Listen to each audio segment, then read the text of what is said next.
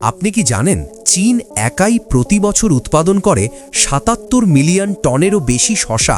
হ্যাঁ, ঠিক শুনেছেন, বিশ্বের মোট শসা উৎপাদনের প্রায় ৮০% আসে শুধু একটি দেশ থেকে। কিন্তু এখানেই গল্প শেষ নয়। প্রশ্ন হলো, এই বিপুল পরিমাণ শসা যায় কোথায়? আর শসার পাশাপাশি মূলো, গাজর আর মটরশুঁটির মতো এই সাধারণ সবজিগুলোর পরিণতি বা কী?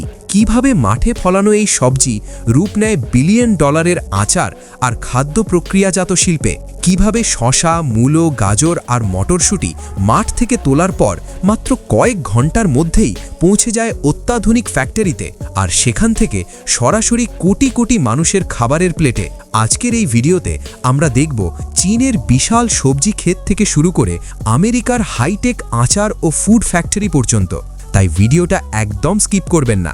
আর যদি খাবার, কৃষি ও ফ্যাক্টরি প্রসেসের পেছনের অজানা সত্য জানতে ভালো লাগে, এখনই লাইক দিন, সাবস্ক্রাইব করুন চ্যানেলটি আর বেল আইকন অন করে রাখুন, কারণ সামনে আছে আরও চমকে দেওয়ার মতো বাস্তব গল্প।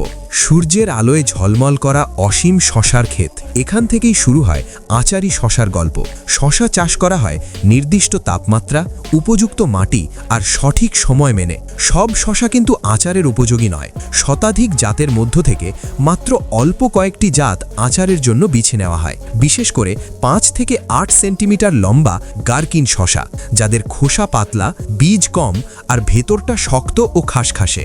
এই কারণেই 4000 বছরের ইতিহাস থাকা সত্ত্বেও গার্কিন আচার আজও বিশ্বজুড়ে সমান জনপ্রিয়।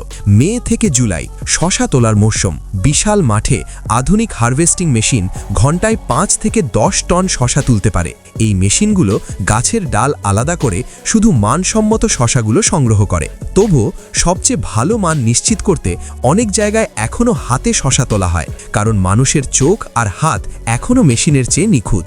ফসল তোলার পর মাত্র 2 থেকে 4 ঘন্টার মধ্যেই শসা পৌঁছে যায় ফ্যাক্টরিতে, যাতে সচেতনতা নষ্ট না হয়। ফ্যাক্টরিতে ঢোকার পর শসাগুলো যায় মাল্টি স্টেজ ওয়াশিং সিস্টেমে। প্রথমে বড় পানির ট্যাঙ্কে মাটি ও ধুলো পরিষ্কার করা হয়। এরপর উচ্চ চাপের স্প্রে টানেলে ব্যাকটেরিয়া ও ক্ষতিকর জীবাণু দূর করা হয়। খাদ্য নিরাপত্তা নিশ্চিত করতে HPLC ও মাস স্পেকট্রোমেট্রি দিয়ে কঠোরভাবে পরীক্ষা করা হয় কেমিক্যাল রেসিডিউ। এখান থেকেই শসা নেয় দুটি ভিন্ন রাস্তা।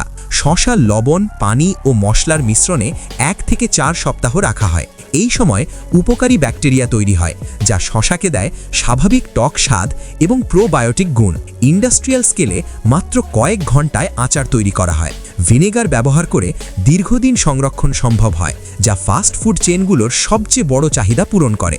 শেষ ধাপে আচার বোতল বা ব্যারেলে ভরা হয়, পাস্তুরাইজেশন করা হয়, লেবেল লাগানো হয় আর পাঠানো হয় বিভিন্ন দেশে। একটি ছোট আচার বোতলের পেছনে লুকিয়ে থাকে একটি বিশাল শিল্প ব্যবস্থা। এবার চলুন দেখি মূলোর গল্প। যুক্তরাষ্ট্রে প্রতি বছর 110 মিলিয়ন পাউন্ড মূলো উৎপাদন করা হয়। মাত্র 3 সপ্তাহেই এই সবজি পরিপক্ক হয়ে ওঠে। হারভেস্টিং মেশিন খুব যত্নের সঙ্গে মূলো তুলে নেয়, যাতে নরম খোসা নষ্ট না হয়। ফ্যাক্টরিতে ওয়াশিং, সর্টিং, প্যাকেজিংয়ের পর মূলো পৌঁছে যায় সুপারমার্কেট, স্যালাড এবং আচারের জগতে।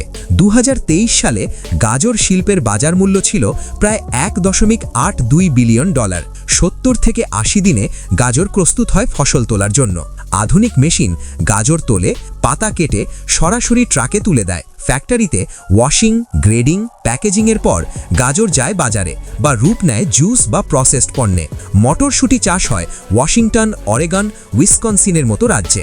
50 থেকে 70 দিনের মধ্যে ফসল তোলার উপযোগী হয়। কিছু মেশিন শুটি সহ সংগ্রহ করে, কিছু মেশিন মাঠেই শুটি ছাড়িয়ে নেয়। এরপর ফ্যাক্টরিতে ওয়াশিং, ব্লাঞ্চিং, ফ্ল্যাশ ফ্রিজিং করে সংরক্ষণ করা হয়। এই দ্রুত ফ্রিজিং পদ্ধতি মটরশুঁটিকে রাখে সবুজ, টাটকা আর পুষ্টিগুণে ভরপুর। যদি ভিডিওটি ভালো লাগে, লাইক দিন, সাবস্ক্রাইব করুন, কারণ সামনে আছে আরও অবিশ্বাস্য কৃষি ও ফ্যাক্টরি গল্প।